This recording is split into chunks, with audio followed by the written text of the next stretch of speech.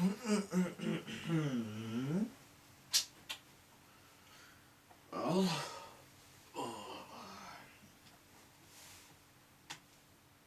hello.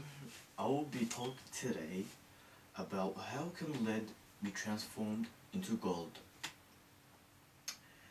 Transforming lead into gold is a process that has been deeply researched and practiced for over a long period of time. Before chemistry was discovered as a science, there was alchemy, and the earliest number of sources of alchemy dated back as early since the 3rd century.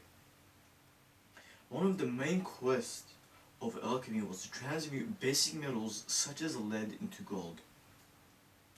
The process of the metals changing to gold is called transmutation, which alchemists' goal was to convert less expensive metal objects, mostly practiced on lead, into gold, in which they believed its value would increase and receive a lot of benefits from it. Lead with an atomic number of 82 and gold with an atomic number of 79 are defined and determined from the number of protons they possess. Changing the element completely requires changing the atomic number, the amount of protons. The number of protons cannot be altered in any chemical manner.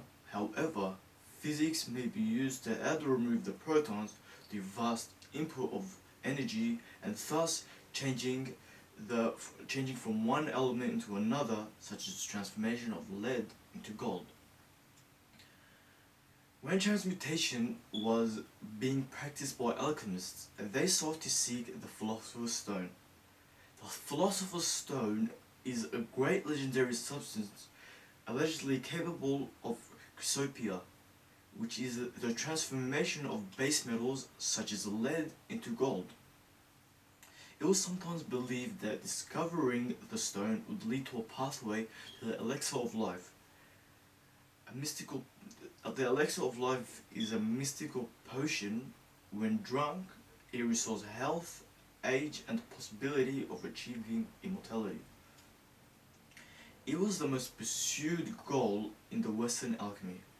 While alchemists often understood chrysopia as a metaphor for a spiritual or religious process, some researchers of the practice interpreted it in a literal way and tried to make gold through chemical and physical experiments.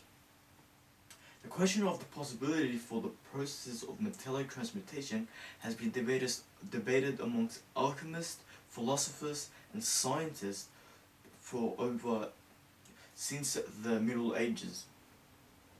Despite the intellectual power of the alchemists, the Philosopher's Stone was still forever in reach. The only problem was that they did not know lead and gold were different atomic elements, considering that the periodic table did not exist then and was still hundreds of years away.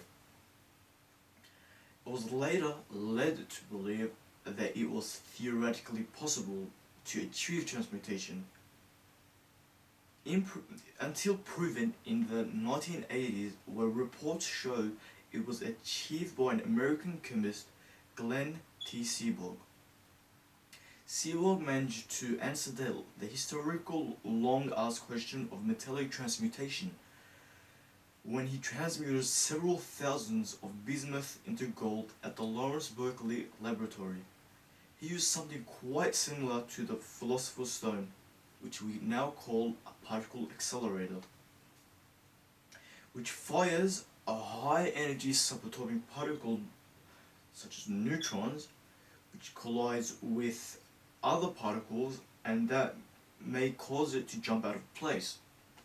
Seaborg managed to fire the particle accelerator at several thousand of bismuth atoms, which, due to the vast energy input from the protons, causing the bismuth transmuting into lead, which resulted in transformation of gold.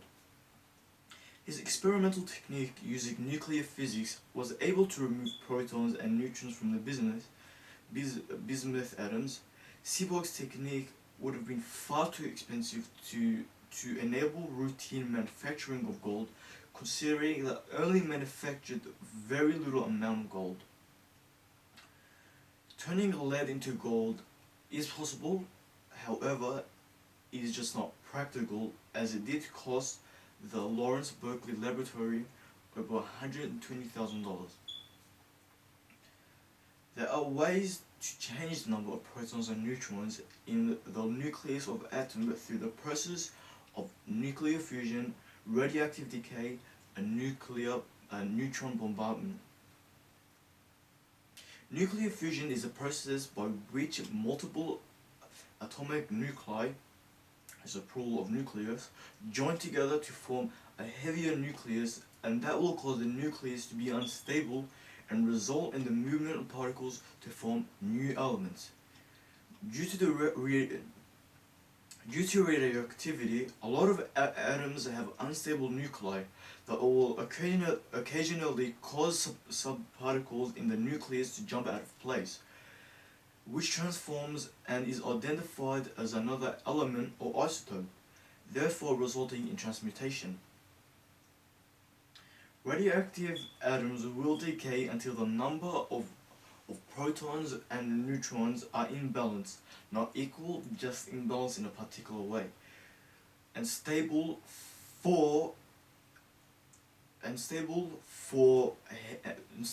for heavy elements such as lead, that balance is almost always reached. So the metal changes will result over time.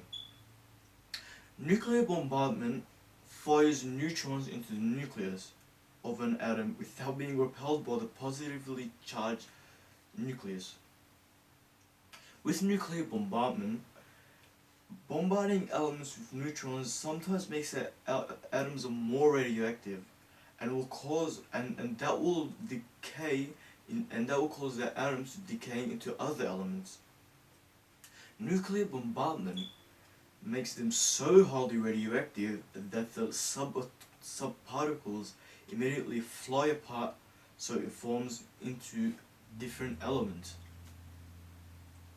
A long time ago, alchemists for many centuries have searched for ways of turning base metals into gold. Chrysobeia proved to be possible after the development of the periodic table and the understanding of the atomic structure.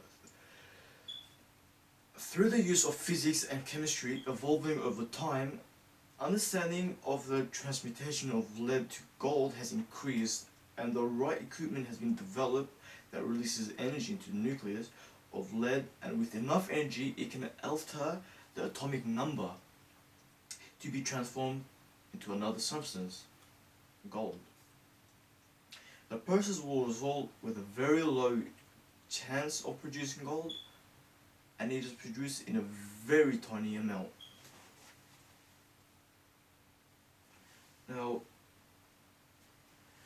Now Glenn T. Seaborg, this man is Glenn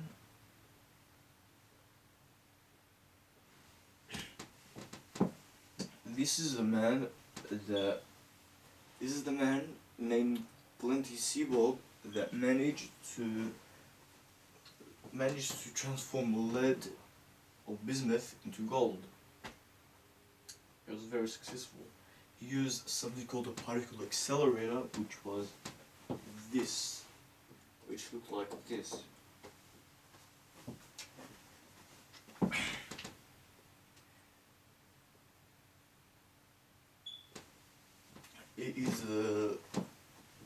That process was the closest thing to the Philosopher's Stone, and this is what the Philosopher's Stone was looked as, and